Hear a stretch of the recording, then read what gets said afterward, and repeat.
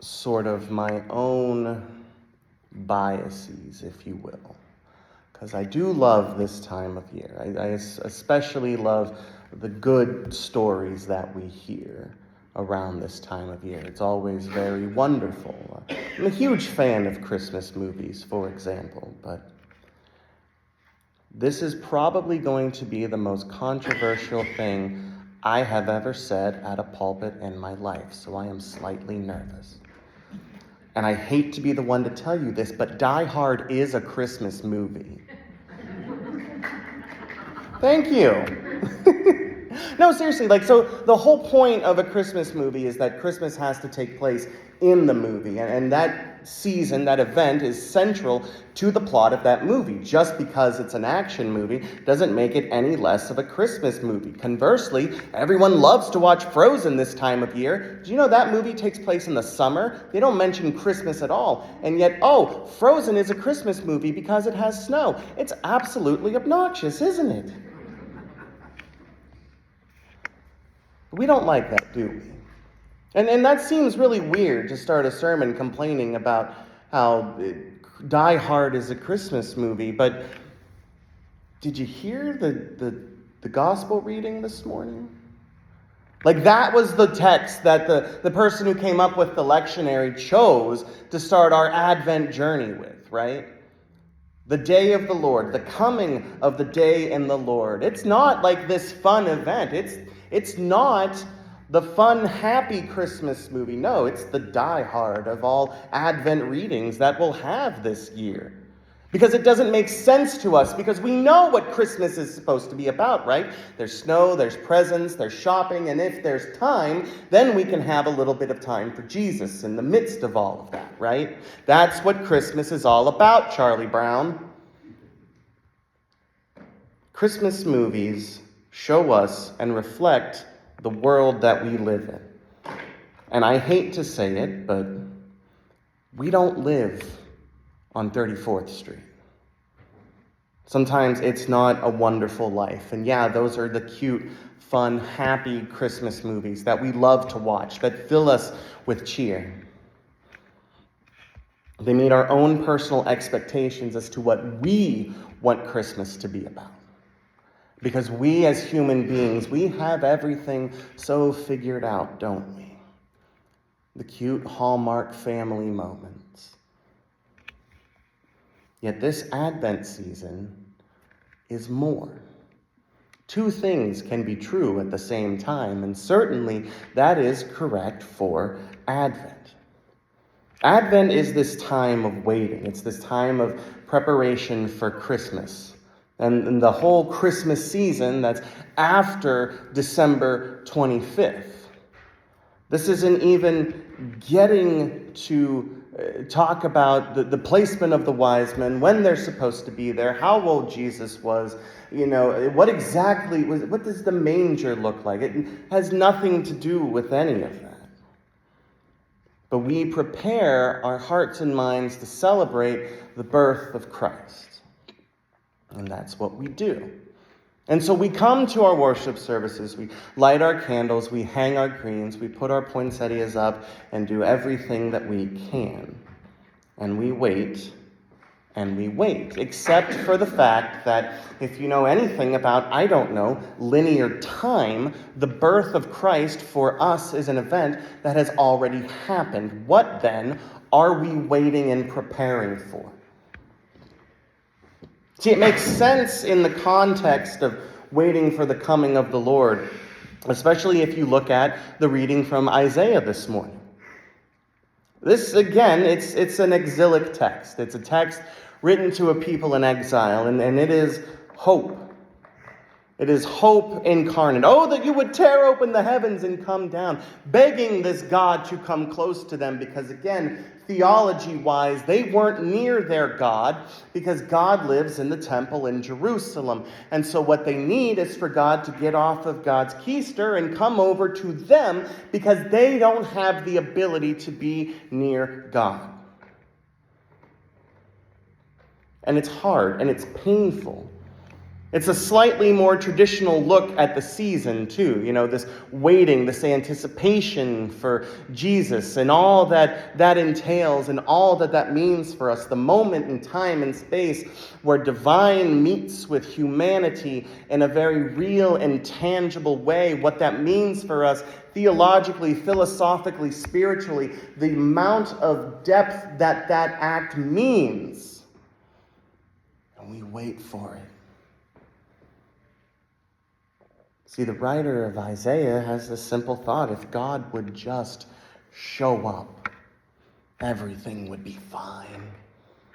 Right? And we get that. We understand that because we've even said, oh, if God would just talk plainly to me, it would be fine. I would understand.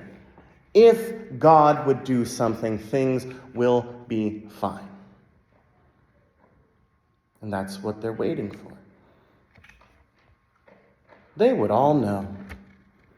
They would know God. They would tremble at God's might. They would all get right with God, because if you're faced with incontrovertible proof that this deity not only exists, but therefore things that this deity has said also hold true, everyone would get on board really quickly if God just showed up in person, right? That's the thought. The people tell God to get down here. After all, they say, God, really, it's your fault we sinned. And I read this and I'm like, it's the audacity for me. The audacity to say, oh God, it's your fault that we sinned. And it's in verse 5. God was angry, so the people sinned. So because God was angry, because the people sinned because God was angry. I'm going to let you think about that toddler line of reasoning there for a minute. Okay? Because that's exactly what this is. Well, God, you weren't watching us. You left us to our own devices. That's kind of on you. If you were here doing your job like you were supposed to, things would have been fine. Because the people weren't in God's presence, the people transgressed. It's like the child telling, oh, we broke the vase. You are the one. The vase broke because you knew that I was left unsupervised. It's wild to hear that line because even as not even just as a parent, but as somebody with a working, functioning brain, I'm like, how does that leap of logic make sense? And so the people then decide, okay, well, God, we want you to fix all of our problems, so just come near to us. And then we get the Hallmark Christmas message, right? God doesn't give up on the people. It's like a potter with the clay, And I love this image. I love the image of God as a potter with the clay because it takes a lot of work with your hands and maneuvering and muscling and a lot of work and gentleness, but also firmness. A lot of very intense work goes into making a lump of clay to be exactly what it is because the potter doesn't give up. And that's great news. We love that. And we know where that leads, right? All this points to and leads to the birth of Christ. Because in Christ, God does exactly what the people wanted. God comes with the people. Emmanuel, God with us. God becomes flesh, dwells with humanity. Happy ending. The bell has rung. Clarence has gotten his wings. Everyone is smiling as the Who's gather around the tree, fade to black as the singing continues. Roll the credits. Except that that's not the end of the story, because if that were the end of the story, we wouldn't even be here, right?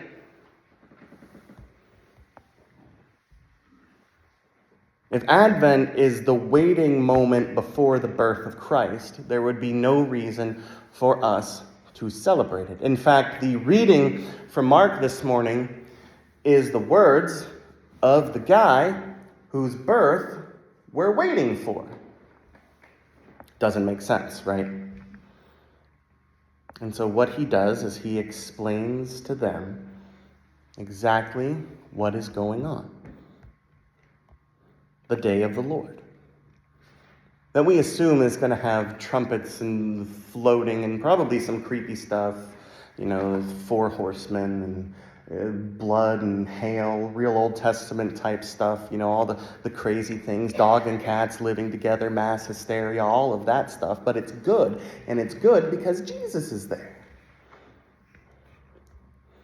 But no, Jesus tells them plainly, in those days after the suffering, the sun will be darkened, the moon will not give its light, the stars will be falling from the heavens, and the powers of heaven will be shaken. The very cosmos itself will be shaken to its core. The foundations of the center of creation itself is going to be changed. Then they will see the coming of the Son of Man in the clouds with great power and glory. So after all of the suffering that Jesus alludes to, right? Because it's right there. But in those days, after that suffering, so you have bad stuff happening to people. Then you have the cosmos itself being just completely messed up. And then, only then, after everything gets so terrible and horribly bad, does Jesus come back? Merry Christmas. That's what I think of when I think of Christmas, right? I can make jokes, because I love to make jokes. I can talk about how I understand this on the level of being terrified for Christmas, knowing I'll have to interact with family members and things like that. But at the end of it, it's not Christmas. It doesn't feel like Christmas. We want cute little 10-pound, 3-ounce baby Jesus, right? That's what we want. We don't want to think about the scary stuff that comes after, because if we have to think about the scary stuff that comes after, we have to understand and come to grips with the fact that there is going to be scary stuff that comes after. The day of the Lord is a dark and terrifying thing. And Jesus petitions the crowds listening to him with a warning: keep watch for the coming of the Son of Man. Don't let it catch you unaware. You don't want to be caught unaware. One of the most amazing lines I have ever heard was, "You don't have to get ready if you stay ready." And I feel like that is Advent. Now, on a very real and human practical level, I'm making Christmas lists, I'm checking them twice, I'm changing and rearranging things that people want for Christmas. I get that, I understand that. But on another very real level, what I should be doing is also preparing the same way that those who heard the writings of the prophet, those words, that they were preparing for the coming of Christ. We don't prepare because we don't think we have to prepare, and yet we're stuck in a season of preparing. My mom always used to say, Christmas doesn't just happen. Somebody has to make it happen. A lot of work goes into what we do, and so we need to take time. We need to prepare. We get so bogged down and focused on the happy, cutesy Hallmark Christmas, right? Because that's what Christmas is to us. Because if we had to actually stop and think about what it would mean for us, for Jesus Christ to come back, we would be terrified. That's a fun way to start Christmas, isn't it? And it's meant to give hope. It's not meant to terrify anybody. Instead, what it's meant to do is basically reassure the people. Yes, things will get crazy. Yes, things will get chaotic. But the same thing that the people wanted in the Old Testament, God dwelling with the people, will happen again. That hope, that promise, that Christ is coming in final victory to right all wrongs, to fix all hurts, and to save all things. And that is why Jesus tells the people to get ready. That is what we also need to prepare for. Advent is two things at once: the celebration of the birth of Christ and the waiting for Christ's eventual final victory when he comes again in glory. We all want God to come near us. We all want to be in the presence of God. We have to take time to properly prepare. We have to prepare our hearts and our minds for what occurs when the glory and the love of God is made manifest and comes near us. That's the gift of the season. That we can slow down, that we can stop, and that we can focus on the love that God has for humanity. That God coming to be with the people is a very unique and special thing that happens. You can make cookies. You can watch all of the movies you want. You can buy and wrap all of the presents you want. But know and understand what else we're waiting for. Amen.